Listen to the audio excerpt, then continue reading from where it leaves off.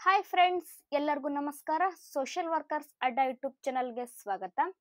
Friends, KSET 2025 ಬರೀ ಇನ್ನೇನು ಕೇವಲ 30 ದಿನಗಳು ಅಥವಾ ಒಂದು ತಿಂಗಳಷ್ಟೇ ಬಾಕಿ ಇದಾವ. ಸೊ ಹಾಗಾಗಿ ಸೋಷಿಯಲ್ ವರ್ಕರ್ಸ್ ಅಡ್ಡ ನಿಮ್ಗಾಗಿ ಒಂದು ಹೊಸ ಐಡಿಯಾದೊಂದಿಗೆ, ಹೊಸ ವಿಚಾರದೊಂದಿಗೆ ನಿಮ್ ಮುಂದೆ ಒಂದು ಮಹತ್ವದ ನಿರ್ಣಯವನ್ನ ತಂದಿಡ್ತಾ ಇದೆ. ಅದೇನು ಅಂತ ಕೇಳಿದ್ರೆ, 30 ದಿನದ ಸ್ಟಡಿ ಪ್ಲಾನ್ ಮತ್ತು ಸ್ಟಡಿ ಚಾಲೆಂಜ್ ಹೇಗೆಲ್ಲ ಮಾಡಬೇಕು. ಇನ್ನು ಬರೀ ಕೇವಲ ಇರೋದು 30 ದಿನಗಳಷ್ಟೇ. ಈ 30 ದಿನಗಳಲ್ಲಿ ನಾವು 80 ಸ್ಕೋರ್ ಅನ್ನ ಮಾಡುವುದು ಹೇಗೆ, ಇನ್ನು ನಾ ಏನೇನೂ ಓದಿಲ್ಲ, ಒಂದ್ ಸ್ವಲ್ಪನೂ ಕೂಡ ನಾನು ಈ ಟಾಪಿಕ್ ಅಲ್ಲಿ ಕೆಸೆಟ್ ಟಾಪಿಕ್ ಅಲ್ಲಿ ನಾನು ಜೀರೋ ಓದಿನಿ ಅಂತ ಅನ್ನೋರು ಕೂಡ ಹೀರೋ ಆಗ್ಲಿಕ್ಕೆ ನನ್ನ ಹತ್ರ ಒಂದು ಬೆಸ್ಟ್ ಪ್ಲಾನ್ ಇದೆ. ಏನು ಅಂತ ನಾವು ನೋಡೋದಾದ್ರೆ ಫ್ರೆಂಡ್ಸ್, ಈ 30 ದಿನದಲ್ಲಿ ಎಷ್ಟು 4 ವಾರಗಳು ಬರ್ತಾವ. 4 ವಾರದಲ್ಲಿ 30 ದಿನಾನು ಕೂಡ ಏನೇನೆಲ್ಲ ಮಾಡ್ಬೇಕು, ಹೇಗೆಲ್ಲ ಸ್ಟಡಿಯನ್ನ ಮಾಡ್ಬೇಕು, ಯಾವ ವಿಷಯ ಇಟ್ಕೊಂಡು ಸ್ಟಡಿ ಮಾಡಿದ್ರೆ ನಾವು ಕ್ಲಿಕ್ ಆಗ್ತೀವಿ, 80 ಸ್ಕೋರ್ ಮಾಡೋದು ಹೇಗೆ. ಈ ಸಲ ನಾವು ಕೆಸೆಟ್ ಅನ್ನ ಕಂಪಲ್ಸರಿ ಪಾಸ್ ಆಗ್ಲೇಬೇಕು. ಕೆಸೆಟ್ ಪಾಸ್ ಆಗೋದ್ರಿಂದ ಸಹಾಯಕ ಪ್ರಾಧ್ಯಾಪಕರ ಅರ್ಹತೆಯನ್ನ ನಾವು ಪಡಿಲಿಕ್ಕೆ ಸಾಧ್ಯ ಆಗುತ್ತಾ, ಮತ್ತು ಸಹಾಯಕರ ಪ್ರಾಧ್ಯಾಪಕರ ಅತಿಥಿ ಉಪನ್ಯಾಸಕರಿಗೆ ನಾವು ಸೇವೆಯನ್ನ ಸಲ್ಲಿಸಲಿಕ್ಕೆ ಕೂಡ ನಾವು ಅರ್ಹತೆಯನ್ನ ಪಡ್ಕೊಂತೀವಿ. ಮತ್ತು PhD ಗೆ ನೇರ ಪ್ರವೇಶನ ಪಡಿಲಿಕ್ಕೆ ಅರ್ಹತೆಯನ್ನು ಕೂಡ ನಾವು ಕೆಸೆಟ್ ಇಂದ ಪಡ್ಕೋತೀವಿ. ಸೊ ಹಾಗಾಗಿ ಇವತ್ತು ತಡ ಮಾಡೋದ್ ಬೇಡ. ನಮ್ ಚಾನಲ್ಗೆ ಯಾರಾದ್ರೂ ಹೊಸಬರಾಗಿದ್ರೆ ದಯವಿಟ್ಟು ಸಬ್ಸ್ಕ್ರೈಬ್ ಮಾಡಿ. ಏನಾದ್ರೂ ಹೇಳ್ಬೇಕು ಕೇಳ್ಬೇಕು ಅನ್ಸುತ್ತಂದ್ರೆ ನೀವು ಕಮೆಂಟ್ ಮುಖಾಂತರ ತಿಳಿಸಬಹುದು. ಹಾಗೆ ಈ ವಿಡಿಯೋನ ನಿಮ್ ಫ್ರೆಂಡ್ಸ್ ಗಳಿಗೂ ಕೂಡ ಶೇರ್ ಮಾಡಿ.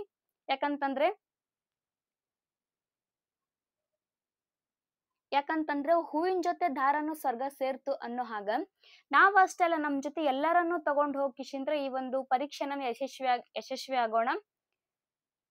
ಮೊದಲೇದಾಗಿ ನೋಡೋಣ ಏನೇನಂತ ಹೇಳಿ. 30 ದಿನದ ಸ್ಟಡಿ ಚಾಲೆಂಜ್ ಅನ್ನ ತಗೊಳ್ಳಿಕ್ಕೆ ನೀವು ರೆಡಿ ಇದ್ರೆ ಅಷ್ಟೇ ಈ ವಿಡಿಯೋನ ನೋಡಿ. ಕೆಸೆಟ್ ಕಂಪಲ್ಸರಿ ನಾನು ಪಾಸ್ ಆಗ್ಲೇಬೇಕು ಅನ್ನೋರು ಮಾತ್ರ ಈ ವಿಡಿಯೋನ ನೋಡಿ.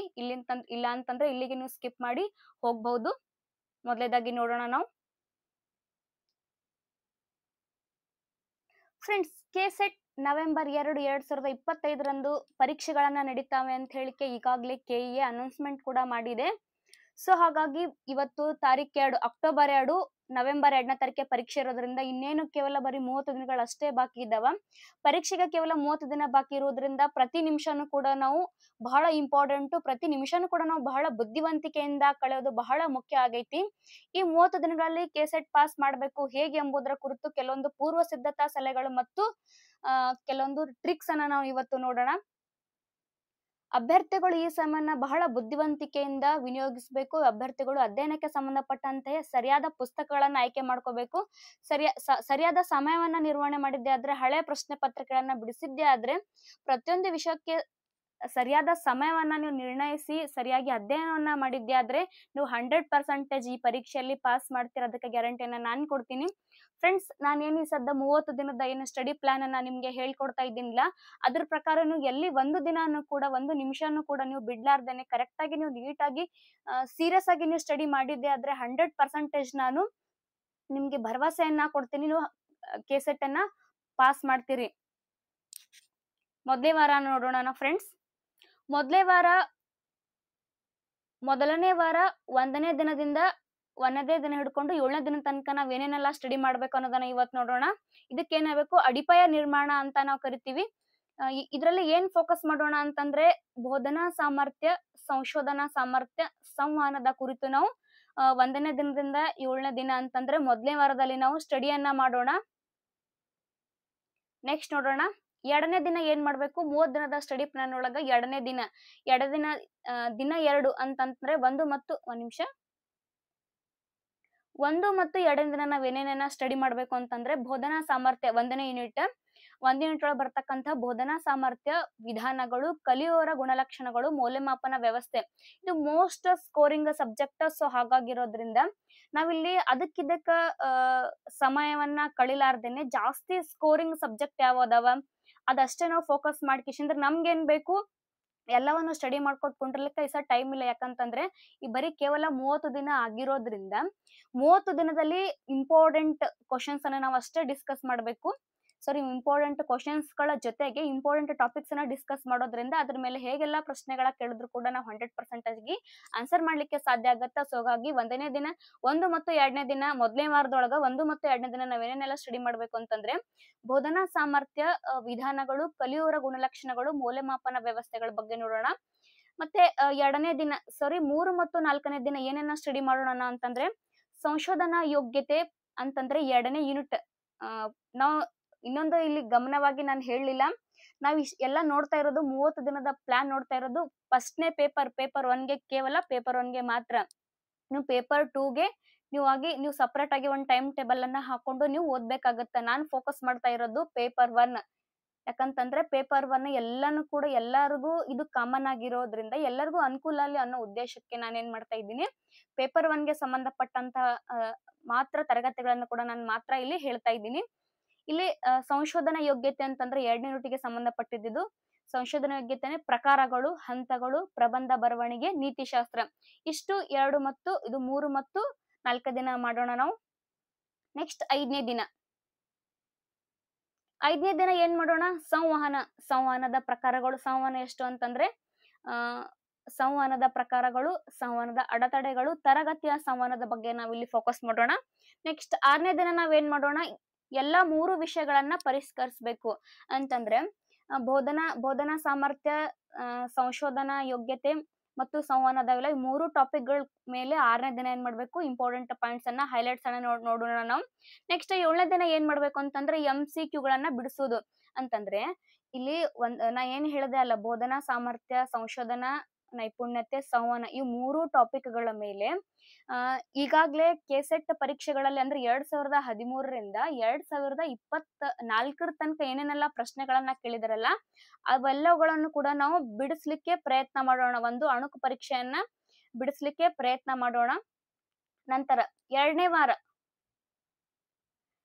ವಾರದಲ್ಲಿ ನಾವೇನ್ ಮಾಡೋಣ, 2ನೇ ವಾರದೊಳಗ 8ನೇ ದಿನದಿಂದ ಹಿಡ್ಕೊಂಡು 14ನೇ ದಿನದ ತನಕ ಏನ್ ಮಾಡೋಣ ಅಂತಂದ್ರೆ ವಿಶ್ಲೇಷಣಾತ್ಮಕ ಮತ್ತು ತಾರ್ಕಿಕ ಕೌಶಲ್ಯಗಳು.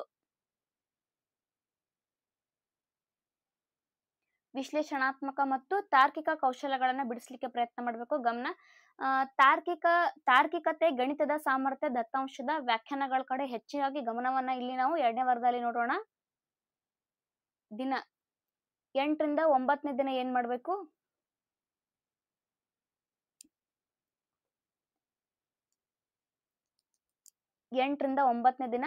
ತಾರ್ಕಿಕತೆ, ವಾದಗಳು. ಇದು 1 ನಿಮಿಷ, ಇದು ಸಿಲಾಜಿ ಸಂಘಗಳಂತ, ಇದು ಒಂದ್ ಸ್ವಲ್ಪ ಗ್ರಾಮಟಿಕಲ್ ಏನೋ ಮಿಸ್ಟೇಕ್ ಆಗೈತಿ, ನಾವು ನೆಕ್ಸ್ಟ್ ನೋಡೋಣ ಅಂತ. ಸಾದೃಶ್ಯಗಳು.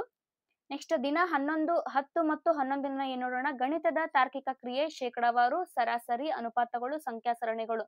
ಫ್ರೆಂಡ್ಸ್, ಇದನ್ನ ಬಿಡಿಸ್ಲಿಕ್ಕೆ ಟ್ರೈ ಮಾಡೋಣ, ಯಾಕಂತಂದ್ರೆ ಸಮಯ ಬಹಳ ಕಡಿಮೆ ಇರೋದ್ರಿಂದ ಎಲ್ಲ ಟಾಪಿಕ್ ಅನ್ನ ಇಲ್ಲಿ ಗಣಿತಕ್ಕೆ ಸಂಬಂಧಪಟ್ಟಂತೆ, ನಾನು ಬೇರೆ ಸಬ್ಜೆಕ್ಟ್ ಹೇಳ್ತಾ ಇಲ್ಲ, ಗಣಿತಕ್ಕೆ ಸಂಬಂಧಪಟ್ಟಂತೆ ಸಮಯ ಕಡಿಮೆ ಇರೋದ್ರಿಂದ ಸಾಧ್ಯ ಆದಷ್ಟು ಮಟ್ಟಿಗೆ ಬಿಡಿಸ್ಲಿಕ್ಕೆ ಪ್ರಯತ್ನವನ್ನ ಮಾಡೋಣ. ನೀವಂತೂ ಕಂಪಲ್ಸರಿ ಮಾಡ್ಲೇಬೇಕು. ನೆಕ್ಸ್ಟ್ ಪ್ರಶ್ನೆ ನೋಡೋಣ. ದಿನ 12ನೇ ದಿನ ನಾವೇನ್ ಸ್ಟಡಿ ಮಾಡ್ಬೇಕು ಅಂತಂದ್ರೆ ದತ್ತಾಂಶ ವ್ಯಾಖ್ಯಾನ, ಕೋಷ್ಟಕಗಳು, ಬಾರ್ ಚಾರ್ಟ್ಗಳು, ರೇಖಾನಕ್ಷೆಗಳು. ದಿನ 13ನೇ ದಿನ ಏನ್ ಮಾಡ್ಬೇಕು ಅಂತಂದ್ರೆ ಪ್ರತಿ ವಿಷಯದಿಂದ 30 ಪ್ರಶ್ನೆಗಳನ್ನ ಅಭ್ಯಾಸ ಮಾಡ್ಬೇಕು. ದಿನ 14 ಪೂರ್ಣ ಯುದ್ಧ ಅಣುಕು ಪರೀಕ್ಷೆ ಅಂತಂದ್ರೆ ಒಂದು ಏನಂತಾರ ಲೈವ್ ಕ್ಲಾಸ್ ಅನ್ನ ಮಾಡಿಕಿಶಿಂದ್ರ ಈಗಾಗ್ಲೇ ಏನೆಲ್ಲ ಕೆಸೆಟ್ ಪರೀಕ್ಷೆಗಳಲ್ಲಿ ಏನೆಲ್ಲ ಈ ಟಾಪಿಕ್ ಮೇಲೆ ಪ್ರಶ್ನೆಗಳನ್ನ ಕೇಳಿದಲ್ಲ ಅದನ್ನ ಒಂದ್ ಸ್ವಲ್ಪ ಬಿಡಿಸ್ಲಿಕ್ಕೆ ಪ್ರಯತ್ನ ಮಾಡೋಣ. ನೆಕ್ಸ್ಟ್ ಇಲ್ಲಿ 2ನೇ ವಾರದಾಗ ಏನ್ ಇಂಪಾರ್ಟೆಂಟ್ ಟಾಪಿಕ್ ಸಲಹೆಗಳು ಏನಿದಾವ ಅಂತಂದ್ರೆ ವೇಗ ಮತ್ತು ನಿಖರತೆಯನ್ನ ಸುಧಾರಿಸಲು ಟೈಮರ್ ನೊಂದಿಗೆ ಅಭ್ಯಾಸ ಮಾಡ್ಬೇಕು ಅಂತಂದ್ರೆ ಇಲ್ಲಿ ನೀವು ಮೆಂಟಲ್ ಏನ್ ಬಿಡಿಸ್ತಿರ್ಲಾ ಅಲ್ಲಿ ಟೈಮಿಂಗ್ ಹಚ್ಕೊಂಡ್ಕೆ ಬಿಡಿಸ್ಬೇಕು. ಯಾಕಂತಂದ್ರೆ ಇಲ್ಲಿ ಸಮಯ ಬಹಳ ಕಡಿಮೆ ಇರೋದ್ರಿಂದ ಟೈಮಿಂಗ್ ಮುಖಾಂತರ ಯಾಕಂತಂದ್ರೆ ಇಲ್ಲಿ ಕೇವಲ ಬರೀ ಪೇಪರ್ 1 ಪೇಪರ್ 2ಗೆ ಸಂಬಂಧಪಟ್ಟಂತೆ ಬರೀ 3 ತಾಸು ಅಷ್ಟೇ ಇರ್ತೈತಿ. ಈ 3 ತಾಸ್ನಾಗ ಅವರು ಪೇಪರ್ 1 ಪೇಪರ್ 2 ಎರಡು ಕೊಡ್ತಾರ. ಸೊ ಹಾಗಾಗಿ ನಾವ್ 2 ಪೇಪರ್ ಅನ್ನ 100% ಬಿಡಿಸ್ಲಿಕ್ಕೆ ಟ್ರೈ ಮಾಡ್ಬೇಕು. ಸೊ ಹಾಗಾಗಿ ಟೈಮರ್ ನೊಂದಿಗೆ ಬಿಡಿಸ್ಲಿಕ್ಕೆ ಸಾಧ್ಯವಾದಷ್ಟು ಟ್ರೈ ಮಾಡಿ ಸೂತ್ರಗಳು ಮತ್ತು ಶಾರ್ಟ್ ಕಟ್ ಗಳನ್ನ ಮಾಡ್ಬೇಕಂತಂದ್ರೆ ಗಣಿತಕ್ಕೆ ಸಂಬಂಧಪಟ್ಟಂತೆ ಶಾರ್ಟ್ ಕಟ್ಸ್ ಏನಿದಾವಲ್ಲ ಶಾರ್ಟ್ ಕಟ್ಸ್ ಟೆಕ್ನಿಕ್ ಟ್ರಿಕ್ಸ್ ಅನ್ನ ಬಳಸ್ಕಿಸಿಂದ್ರ ನೀವು ಮೆಂಟಾಲಿಟಿ ಬಿಡಿಸ್ಲಿಕ್ಕೆ ಟ್ರೈ ಮಾಡ್ರಿ. ನೆಕ್ಸ್ಟ್ 3ನೇ ವಾರ ಏನ್ ಸ್ಟಡಿ ಮಾಡೋಣ ನಾವು ಅಂತಂದ್ರೆ 3ನೇ ವಾರ 15 ಮತ್ತು 21 ದಿನ ತಂತ್ರಜ್ಞಾನ ಮತ್ತು ಪರಿಸರ, ಇದು ಪೇಪರ್ 1 ಒಳಗ ಬರ್ತಕ್ಕಂಥದ್ದು. ತಂತ್ರಜ್ಞಾನ ಮತ್ತು ಪರಿಸರದ ಬಗ್ಗೆ ನೋಡೋಣ. ಇಲ್ಲಿ ಇಂಪಾರ್ಟೆಂಟ್ ಯಾವ್ದನ್ನ ನಾವು ಗಮನ ಹರಿಸಬೇಕು ಅಂತಂದ್ರೆ ICT, ಜನರು ಮತ್ತು ಪರಿಸರ. ನೆಕ್ಸ್ಟ್ ದಿನ 15, 15ರಿಂದ 16ನೇ ದಿನ, 15ರಿಂದ 16 ದಿನ ಏನೇನೆಲ್ಲ ನೋಡ್ಬೇಕು ಅಂತಂದ್ರೆ ICT, computer, internet, email, digital ಉಪಕ್ರಮಗಳ ಮೂಲಗಳು ಅಂತಂದ್ರೆ ಸ್ವಯಂ ಬಗ್ಗೆ ಬಹಳಷ್ಟು ಪ್ರಶ್ನೆಗಳು ಕೂಡ ಕೇಳಿದ್ದಾರೆ ಹಿಂದಿನ ಪ್ರಶ್ನೆ ಪತ್ರಿಕೆಗಳಲ್ಲಿ. ದಿನ 17 ಮತ್ತು 18 ದಿನ ಏನೇನು ಸ್ಟಡಿ ಮಾಡ್ಬೇಕು ಅಂತಂದ್ರೆ ಜನರು ಮತ್ತು ಪರಿಸರ, ಅದರೊಳಗ ಸುಸ್ಥಿರ ಅಭಿವೃದ್ಧಿ, ಮಾಲಿನ್ಯಕಾರಕಗಳು, ಪರಿಸರ ಕಾಯ್ದೆಗಳ ಬಗ್ಗೆ ನಾವು ನೋಡೋಣ. ನೆಕ್ಸ್ಟ್ ದಿನ 19 PY, ಒಂದ್ ನಿಮಿಷ, ಅಂತಂದ್ರೆ ಹಿಂದಿನ ವರ್ಷದ ಪ್ರಶ್ನೆ ಪತ್ರಿಕೆಗಳನ್ನ ನಾವು ಬಿಡಿಸ್ಲಿಕ್ಕೆ ಟ್ರೈ ಮಾಡೋಣ. ದಿನ 20ನೇ ದಿನಕ್ಕೆ ಏನ್ ಮಾಡೋಣ ಅಂತಂದ್ರೆ 2 ವಿಷಯಗಳ ಕುರಿತು ಮಿಶ್ರ ರಸಪ್ರಶ್ನೆ ಅಂತಂದ್ರೆ ಇದನ್ನ 20ನೇ ದಿನಕ್ಕೆ ನೀವೇನ್ ಮಾಡ್ಬೇಕು ಅಂತಂದ್ರೆ ಪೇಪರ್ 1 ಪೇಪರ್ 2ಗೆ ಸಂಬಂಧಪಟ್ಟಂತಹ ಕ್ವಶನ್ ಪೇಪರ್ ಗಳನ್ನ ಬಿಡಿಸ್ಲಿಕ್ಕೆ ನೀವು ಟ್ರೈ ಮಾಡ್ಬೇಕು.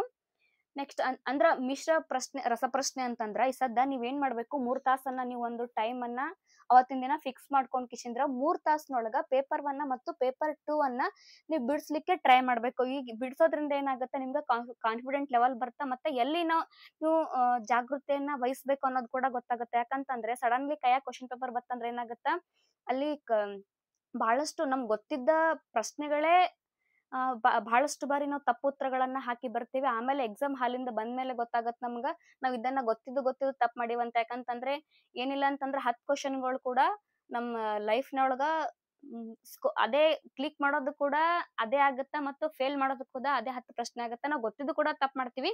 ಸೊ ಹಾಗಾಗಿ ನೀವು ಅಡ್ವಾನ್ಸ್ ಬಿಡಿಸೋದ್ರಿಂದ ನಿಮ್ಗೆ ಏನಾಗ್ತೈತಿ, ನೀವ್ ಎಲ್ಲಿ ತಪ್ಪು ಮಾಡ್ತೀರಿ, ಎಲ್ಲಿ ಜಾಗೃತ ವಹಿಸ್ಬೇಕು ಅನ್ನೋದು ನಿಮ್ಗೆ ಗೊತ್ತಾಗುತ್ತೆ. ಡೇ 21 ಅಂತ 21ನೇ ದಿನಕ್ಕೆ ನಾವೇನ್ ಮಾಡೋಣ ಅಂತಂದ್ರೆ ಪೂರ್ಣ ಉದ್ದದ ಪರೀಕ್ಷಾ ಪತ್ರಿಕೆಯನ್ನ ಪ್ರಯತ್ನಿಸಿ ಅಂತಂದ್ರೆ ಕಂಪ್ಲೀಟ್ ಕ್ವಶನ್ ಪೇಪರ್ ಅನ್ನ ನೀವು ಬಿಡಿಸ್ಲಿಕ್ಕೆ ಪ್ರಯತ್ನ ಮಾಡ್ಬೇಕು. ನೆಕ್ಸ್ಟ್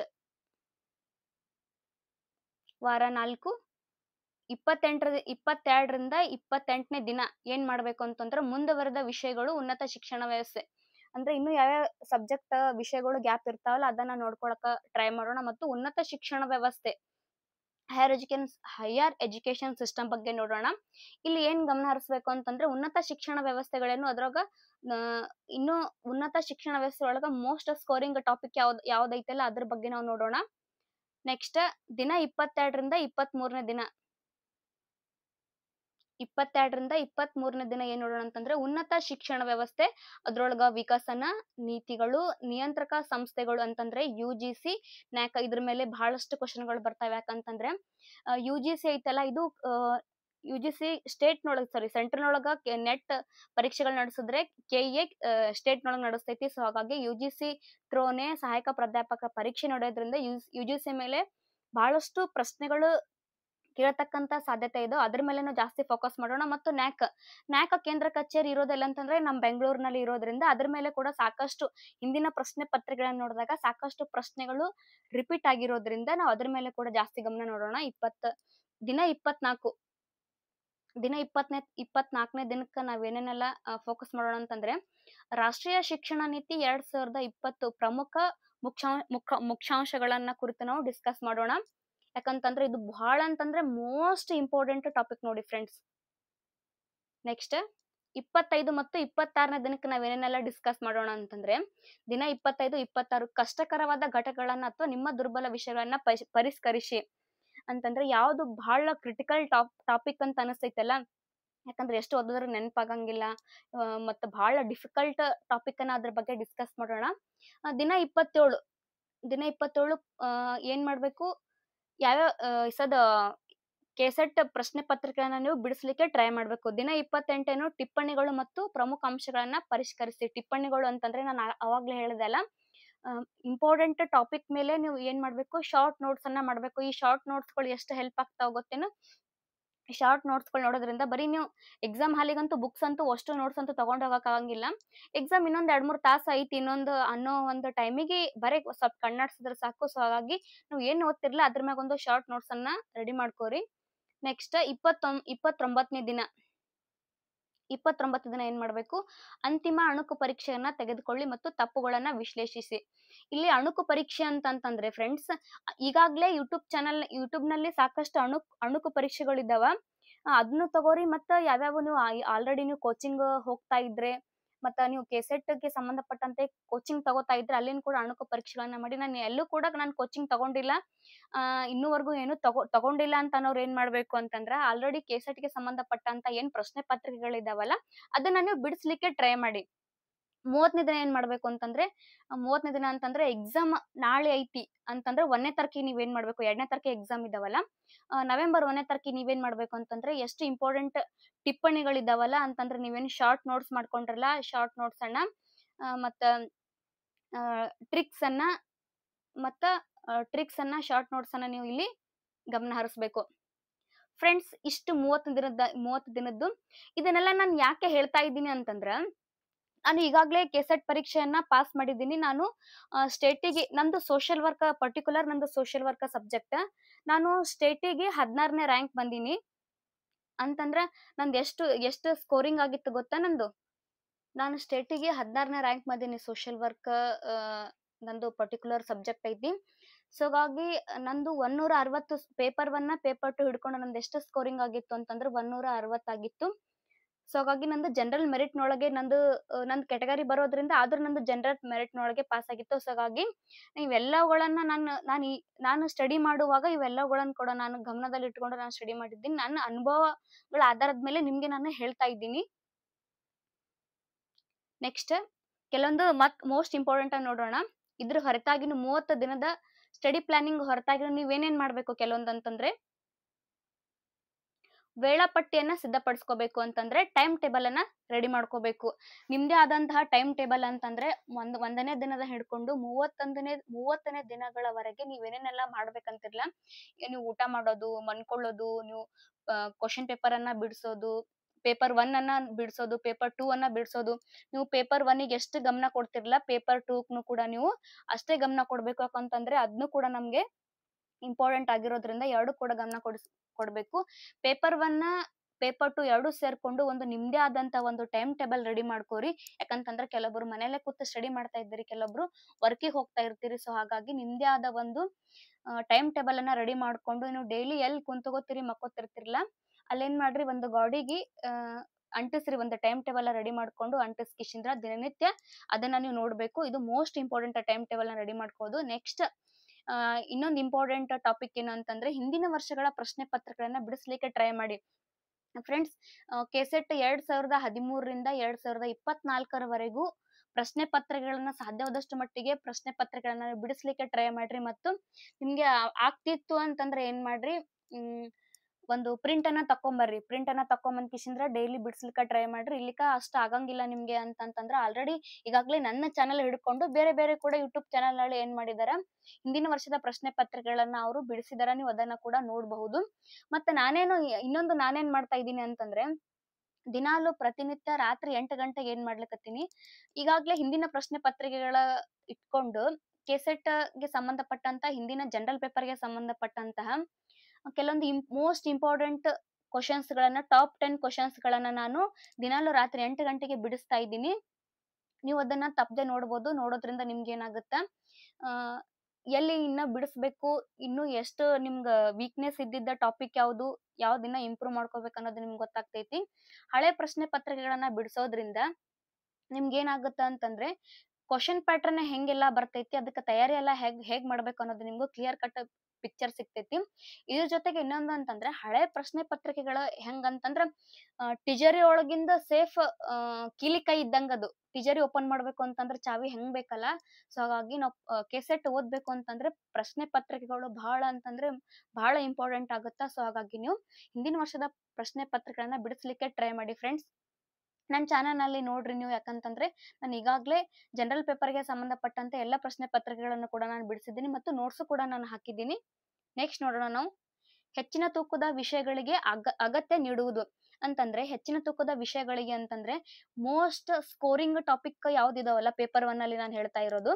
ಪೇಪರ್ 1 ಬಂತು, ಸದಾ ಪೇಪರ್ 2 ಬಂತು.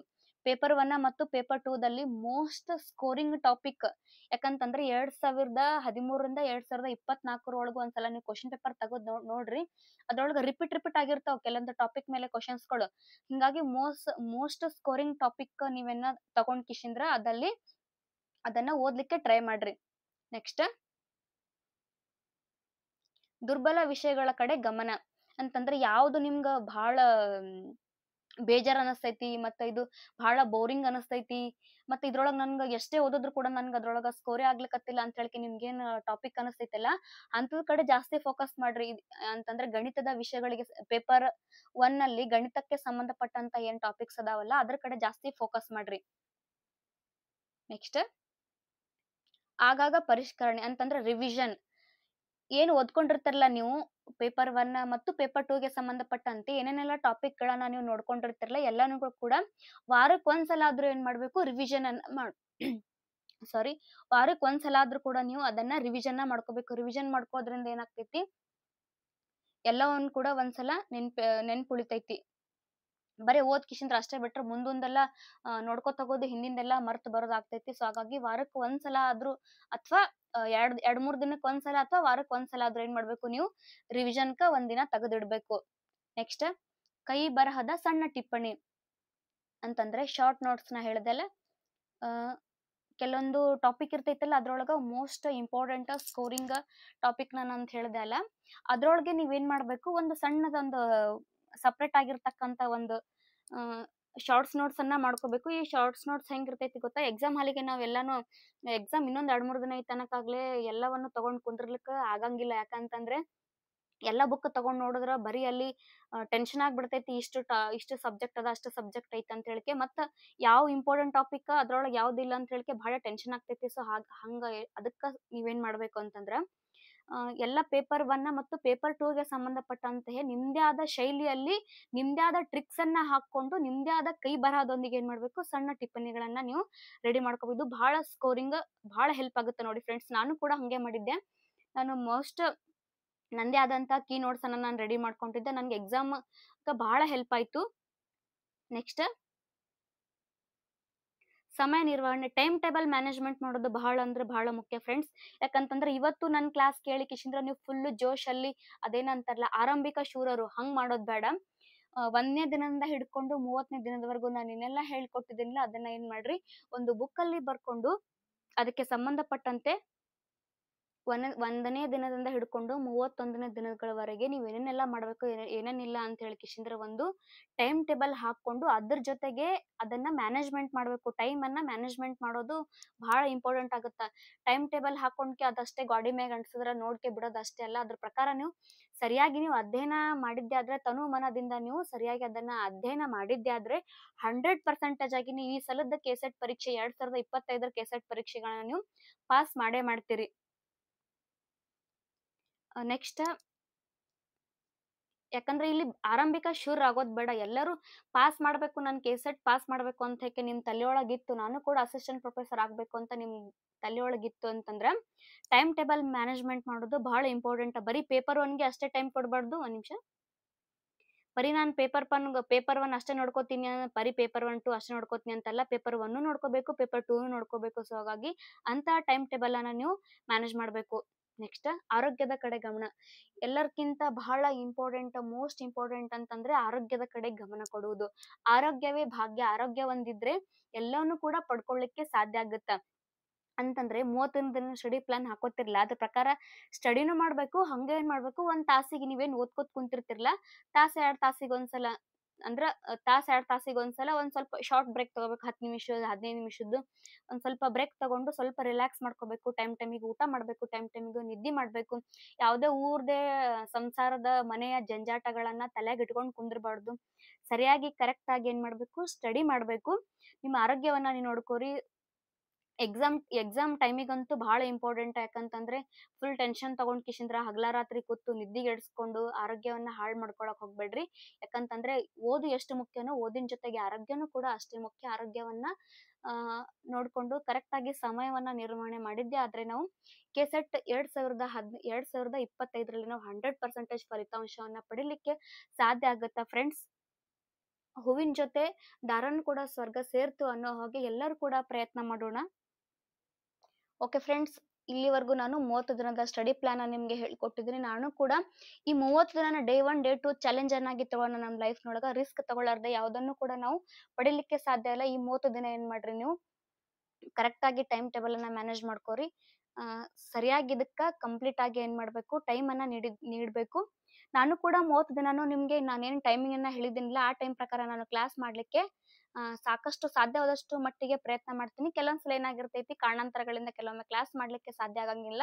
ಆದ್ರೂ ನಾನು ಕೂಡ 100% ನಿಮ್ಗೋಸ್ಕರ 100% ನಾನು ತರಗತಿಗಳನ್ನ ಡೇ ಬೈ ಡೇ 2 ಡೇ 3 ನಾನು ನಿಮ್ಗೆಲ್ಲ ಹೆಂಗೆಲ್ಲ ಟೈಮಿಂಗ್ ಎಲ್ಲ ಹಾಕೊಟ್ಟಿದ್ದೀನಿಲ್ಲ ಅದ್ರ ಪ್ರಕಾರ ನಾನು ಕ್ಲಾಸ್ ಅನ್ನ ಮಾಡ್ಲಿಕ್ಕೆ ರೆಡಿ ಇದ್ದೀನಿ. ನೀವು ಕೂಡ ಅದನ್ನ ವೀಕ್ಷಣೆ ಮಾಡಿ ಮತ್ತು ರಿಪೀಟ್ ಮಾಡ್ತಾ ಇರಿ.